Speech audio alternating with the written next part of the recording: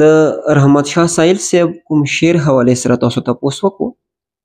دا یو شعر نه دی، سایل صاحب سره ډېر زیات ګڼ شمېر شعرونه دي چې د هغه موضوع مزاحمت دی، پڅون دی او قوم پرستي چې کوم تصورات دي، یا د پښتون سره چې کوم ظلم کیږي، جبر کیږي، پښتون چې کوم استحصال کیږي، یا هغه د وسایلو استحصال دی یا د ثقافت استحصال دی، یا دلته مو کسو څو لسیزو نه دلته جنګ دی، جګړې دي، حملې دي، چاودنې دي او بارودو بوی دی که نه، نو دا ټولې حوالې چې کومه دي هغه سایل صاحب سره میلاویږي.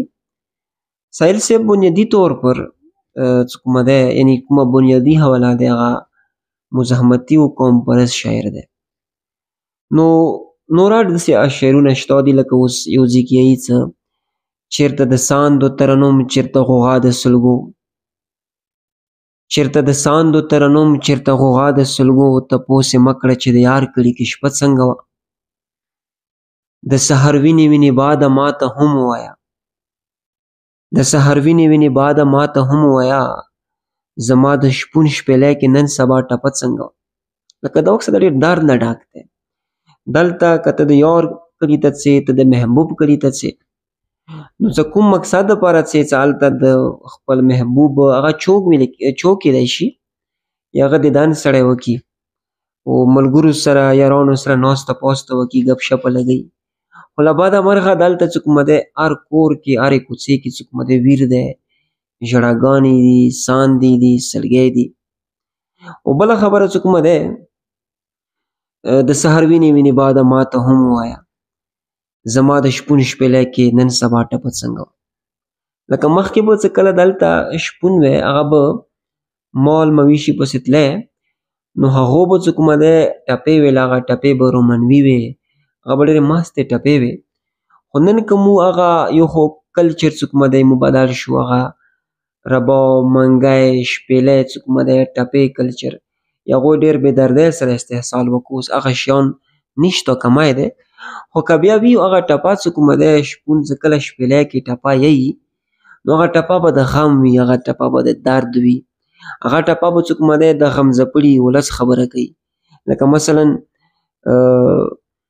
د سحر باده په قرار ځه، د سحر باده په قرار ځه، د پښتونخوا غرونه زخمي دي خوږ بشینه، یا د سرزوری انجام دې ولید، د سرزوری انجام دې ولید، د چیغې مخته مخته تلې خواره دې کړم. یعنې هغه به دې شان ته ټپې وي چې هغه کې به درد وي، هغه کې به د خپل چې کوم محبوب وي، خپل چې کوم ډېر عزیز وي د هغه مرګ ذکر به وي. نو دا هغه ټوله استحصال، ظلم، بربریت پښتون سره څه روان دي، سایل صاحب د پښتون قوم احساساتو جذباتو ترجماني کړي دی. یو بل ځای کې یایي څه سایله ښار د پښتنو مو په دې وپېژندو، سایله ښار د پښتنو مې په دې وپېژندو، په مړي ویر نه و ډولۍ پسې سندرې نه وې. لکه دا خو دا قوم خو د ټپو، د اتڼو، د سندرو چې کومه دی قوم، دا خو ډېر لکه مینه محبت سره یې ټایم تېرولو. خو له بده مرغه اوس داسې حالات دي چې دلته چې کومه دی اوس هغه مړي پسې ویر ویلې نه وي، مړي پسې اوس نن سبا ویر هم نه وي. هغه وجه دا دی چې کله انسان یوې پیښې سره بار بار مخامخ کیږي، نو هغه چې کومه پیښه دی هغه د هغه نفسیاتو حصه جوړیږي.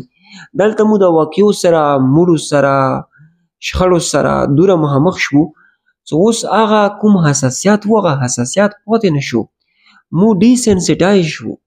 حالانکې دا یو لویه المیه دی، مو نفسیات چې کومه دي هغه ډېر زیات ډسټرب شول. اوس هغه مړی پیښه چې کومه دی هغه خلک نارمل ګڼي، چې هغه مخکې به نارمل نه ګڼله، هغه ته به مطلب هغوی ډېر حساس و، اوس هغه نارمل ګڼي. ډولۍ پسې سندرې نه وې، ډولۍ سندرې دا د خوشحالۍ علامت دی. اوس که موږ سو اوس ډولیو پسې هغه سندرې نه وي. یوه خبره خو دا دی چې موږ کلچر استحصال وشو، موږ باندې نورو کوم تهذیبونه دي، کلچر دي، هغوی یلغار دی.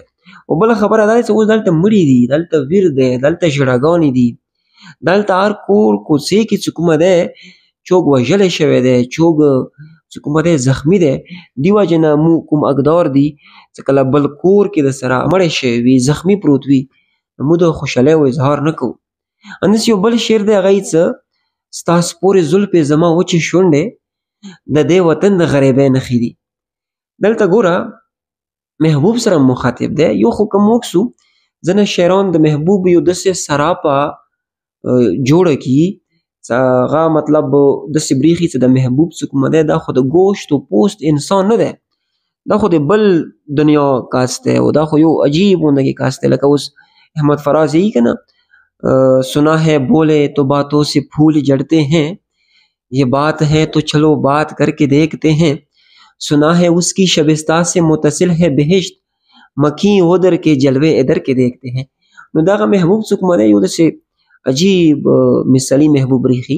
خو د سهیل صاحب چې کومه دی هغه محبوب هغه د دې غمځپلي ولس سره تعلق لري، دغې جغرافیې سره چې هغه باقاعده 16 څیزونه د دې استحصال کیږي، دې سره تعلق لري. د کوم حالات دي سیاسي، سماجي، اقتصادي، اخلاقي، مذهبي، یعنی کوم حالات دي، دوی حالاتو واجې نه د پښتون ټولنې کې عاشقه متاثر دی، معشوقه متاثر دی، د دې حالاتو اثار هرې طبقې باندې دی.